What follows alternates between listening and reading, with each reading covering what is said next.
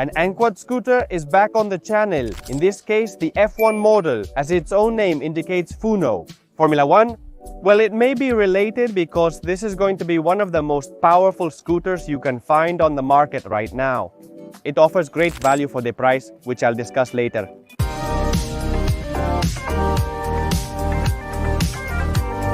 We're not looking at a scooter that gives the impression at first glance of being very fat, very tall, lots of battery, very robust. We're not looking at a scooter that looks quite normal but then surprises us a lot when we try it out. So we're going to go over all its most important points, and then I'll tell you in the performance part why this scooter is such a beast, so nothing. Let's go straight to the design part. I was telling you that we have a pretty normal design, built in aluminum, and then we have a pretty basic structure. We don't have especially many reinforcements. We don't have the most robust scooter in the world. We do have, however, 10-inch diameter wheels. Then we have both front and rear suspension, mud guards to protect us, and so we don't get dirty at any time. This scooter is designed for city use, unlike the previous one, which was more suited for rural areas. This one is going to come prepared to ride on city paths, that is, on the typical bike path that we have next to the roads, on some sections, even asphalt. And in short, to move around the city. Isn't it prepared for the countryside with suspensions, with long distances? It is important to highlight in the design of this scooter that we have lights all around the scooter. We have at the front the typical spotlight to illuminate if we go at night on a path. Then we have at the back a red light that indicates that it is the back of the scooter. It also flashes when we brake, and then we have on the left and right 2 orange lights to indicate the size of the scooter.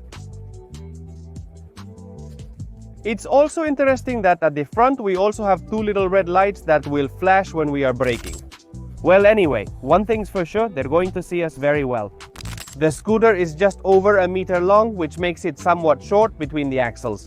And then we're going to see that this takes away some stability compared to, for example, the previous version we saw from ANGWATT. Let me tell you that we have a height of 135 centimeters or 1.35 meters. Once we have it unfolded, and it would stay once we fold it in 55 centimeters. Finally, let me say that the weight of the scooter is 27 kilograms. The way to fold it is very simple. We remove this red safety tab that we have here. We pull a tab that we have in the part that joins the handlebar with the body of the scooter, and it will fold on its own.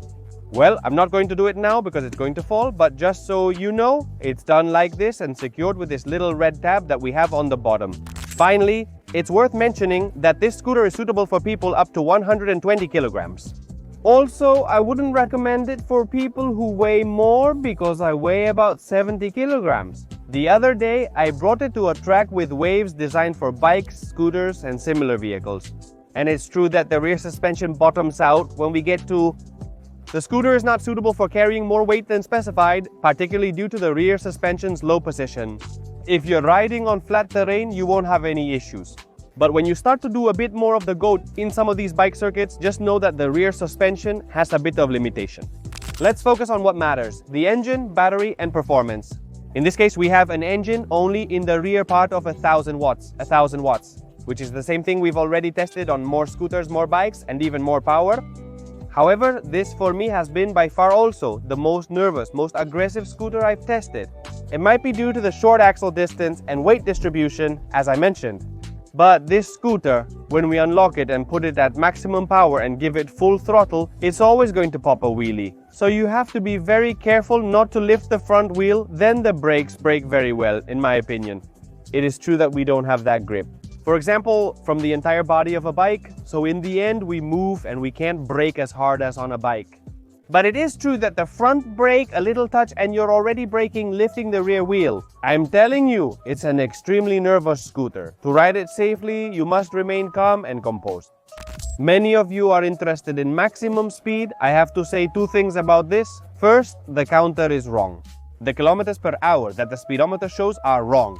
It marks around 60 at full speed, but I can already tell you that it does not reach this speed by global positioning system.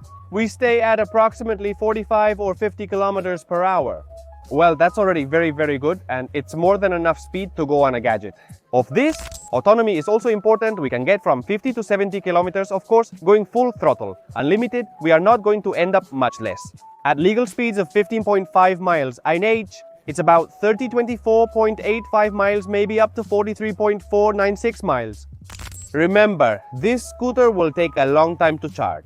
So it's good that it has this quite high autonomy figure because the full charge takes 8 hours. And about the charge, I have to make a small note about the charger. I found it a bit annoying that it has a fan. So if we want to take it, for example, to the office, or we want to have it in our room while we are sleeping, be aware that charging this scooter produces some noise. We have a 48 volt and 18 ampere hour battery. In short, it's average.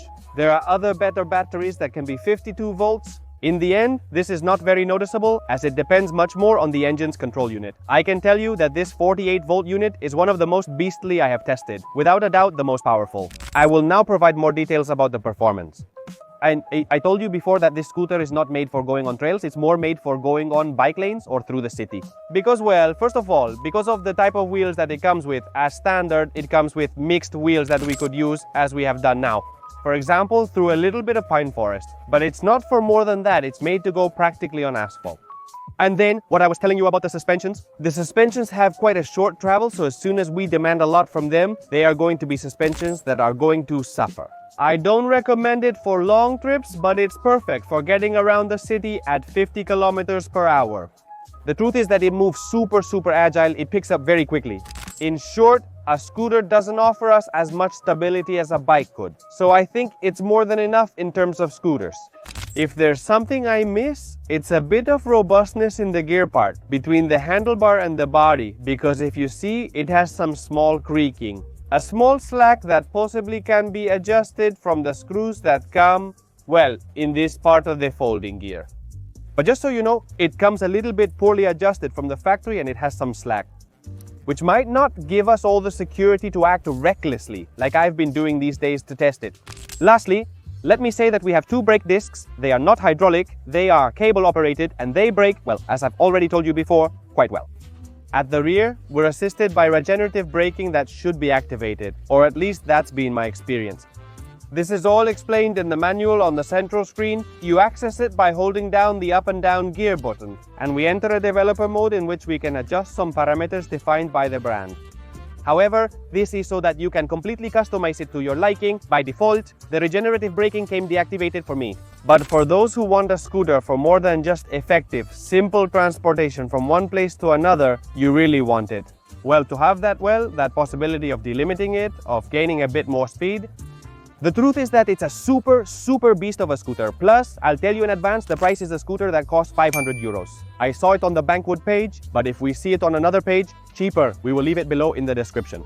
As always, and all that's left for me to tell you about is the frame. The frame is what I already told you about last time. Exactly the same. We have a dashboard where we can turn the lights on and off, shift up and down, turn it off and on, for which we have to use 2 near-field communication cards.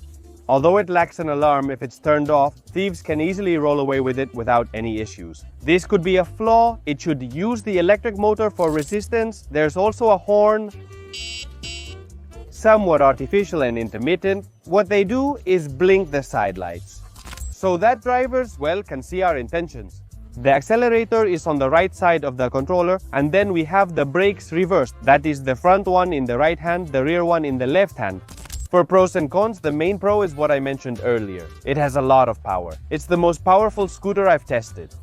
Especially since it's worth 1,000 or 1,500 euros, which is less than the 1,000 or 1,500 euros that scooters used to cost years ago. We can have a scooter, well, very beastly in terms of power and very fun too.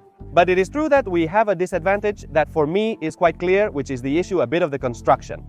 They have used materials that, for whatever reason, weigh quite a bit.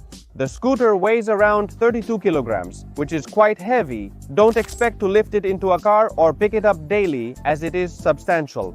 As I mentioned before, the construction can be adjusted. But yes, that is true. That we find some slack. Unlike the other scooter from ANGWATT, which I did tell you was very well built. In this one, well, I will discuss it with the brand so they can correct it from now on. It is true that my unit has come to me with some misalignment and slack. As I mentioned, for Bolasar 500, this highly recommended scooter is the best purchase you can make. If you don't want to go into the field, if you don't want to go down paths, if you simply want to use it for asphalt, for, after all, hard paths.